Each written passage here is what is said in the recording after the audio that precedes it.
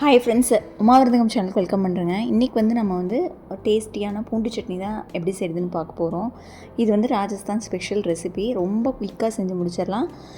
சப்பாத்தி சாதமுக்கு ரொம்ப சூப்பராக இருக்குங்க. எப்படி செய்கிறது அப்படிங்கிறத வீடியோவில் போய் பார்க்கலாம். நான் எடுத்துருக்க பூண்டோட அளவு பார்த்திங்கன்னா ஒரு 15 பல் பூண்டு பொடி பொடியாக கட் பண்ணி வச்சுருக்கேன். நீங்கள் வேணும்னா தட்டி கூட நீங்கள் எடுத்துக்கலாம். ஃபஸ்ட்டு இதை ஒரு பவுலுக்கு மாற்றிக்கலாங்க. மாற்றிட்டு இது கூட ஒரு டீஸ்பூன் வரமிளகாத்தூள் சேர்த்துறேன். உங்கள் காரத்துக்கு தகுந்த மாதிரி நீங்கள் அட்ஜஸ்ட் பண்ணி சேர்த்திக்கோங்க. மஞ்சள்தூள் கொஞ்சம், மல்லித்தூள் ஒரு டீஸ்பூன், இது கூடவே உப்பு ஒரு அரை டீஸ்பூன் போட்டிங்கன்னா உங்களுக்கு கரெக்டாக இருக்கும். பூண்டு நம்ம கம்மியாக தான் எடுத்துருக்கலாம், அதனால் இந்தளவுக்கு நம்ம கரெக்டாக இருக்கும். முதல் எல்லாத்தையும் கலந்து விட்டுட்டு அதுக்கப்புறம் தண்ணி ஒரு 1/4 டம்ளருக்கு கம்மியாக விடுறேங்க. இதெல்லாம் நல்லா கரைஞ்சி வர்றதுக்காக. அடுத்து நம்ம தாளிப்பு கொடுத்துக்கலாம். கடாய் அடுப்பில் வச்சுக்கலாங்க. 2 டீஸ்பூன் மட்டும் எண்ணெய் விட்டுக்கோங்க. தாளிப்புக்கு பார்த்திங்கன்னா கொஞ்சோண்டு சீரகம், கொஞ்சமாக கடுகு.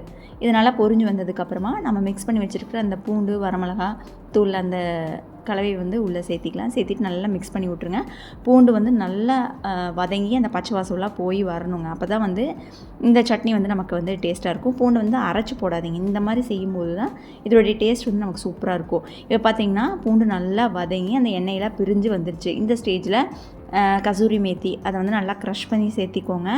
கூடவே பொடி பொடியாக கட் பண்ண மல்லி இலை அதையும் தூவி விட்டுட்டு நல்லா கலந்து விட்டுட்டு ஸ்விட்ச் ஆஃப் பண்ணிங்க அப்படின்னா சூப்பரான பூண்டு சட்னி நமக்கு ரெடி ஆயிரும்.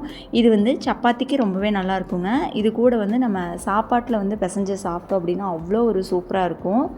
நான் காரம் அளவாக தான் சேர்த்திருக்கேன். நீங்கள் எண்ணெயும் காரமும் தேவைப்பட்டதுன்னா ஜாஸ்தி சேர்த்திக்கோங்க. இதுவே நமக்கு கரெக்டாக தான் இருக்கும். ஸ்விட்ச் ஆஃப் பண்ணதுக்கப்புறமா கொஞ்சமாக எலுமிச்சம்பழ சாறு புழிஞ்சு விட்டுட்டிங்க அப்படின்னா இந்த பூண்டு சட்னி அப்படி ஒரு டேஸ்ட்டாக இருக்குங்க. ரொம்ப ஈஸியாக சிம்பிளாக நம்ம செஞ்சு முடிச்சாச்சு.